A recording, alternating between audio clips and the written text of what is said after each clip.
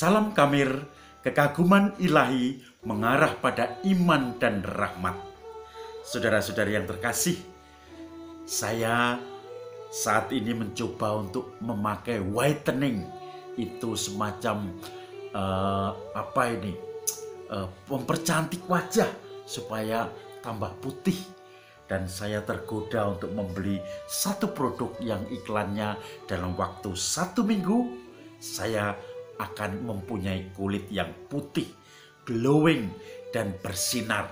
Ini yang sekarang saya lakukan, saudara-saudari yang terkasih. Berkali-kali setiap kali saya ketemu pada orang yang menawarkan, dia selalu komentar, Romo sekarang sudah makin glowing, Romo sekarang sudah mulai putih. Padahal kalau saya bercermin benar-benar, itu hanya omongan. Kulit saya tetap hitam letek dan semuanya tidak menarik, tidak ada glowing-glowingnya sama sekali. Walaupun dengan produk ini yang produknya habis sampai berbotol-botol, tetapi tidak akan bisa putih, bersinar, glowing dan seterusnya.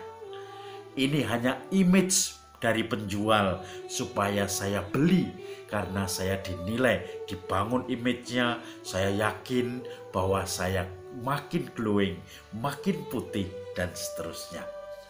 Saudara-saudari yang terkasih, ini masih menempel di pipi saya pemutih whitening-nya. Saya ingin mengatakan bahwa sebetulnya Yesus di dalam Injil hari ini bicara tentang orang Yahudi, orang-orang Farisi yang merasa diri sempurna, merasa diri terpilih. Mereka membangun imajinasi, membangun penilaian bahwa mereka bangsa terpilih. Mereka lebih tinggi dari yang lain. Mereka tidak perlu bangsa lain, tidak perlu orang lain, tidak perlu bantuan. Mereka harus menolong orang lain, mendoakan orang lain, menyucikan orang lain, tapi tidak perlu diberi masukan, tidak perlu ditolong, dan seterusnya. Mereka merasa bangsa terpilih, merasa sempurna. Saudara-saudari yang terkasih, hari ini Yesus mengingatkan seorang nabi tidak bisa diterima di daerah asalnya sendiri. Yesus di Nazaret ditolak oleh orang-orang Yahudi yang sudah merasa sempurna, sudah tidak butuh bantuan dari orang lain, melihat bangsa lain, orang lain sebagai yang nomor sekian. Maka saudara-saudari yang terkasih, Yesus hanya mengingatkan, kalau kamu percaya pada perjanjian lama, para nabi kamu hormati, Nabi Elia dan Elisa kamu hormati. Tetapi siapa yang disembuhkan oleh Nabi Elisa? Yaitu Naaman. Bukan orang Yahudi, bukan orang Farisi, orang terpilih yang merasa diri sempurna. Tapi Naaman adalah, mereka menyebutnya orang kafir. Seorang panglima tentara yang karena kena penyakit kusta, maka dia minta pada Nabi Elisa untuk disembuhkan. Dengan akhirnya Nabi Elisa menyuruhnya untuk mandi di kali sehingga akhirnya ditahirkan. Lalu Nabi Elia, banyak janda di Nazaret, orang-orang Yahudi. Tetapi Nabi Elia tidak memberi mukjizat kepada mereka satupun.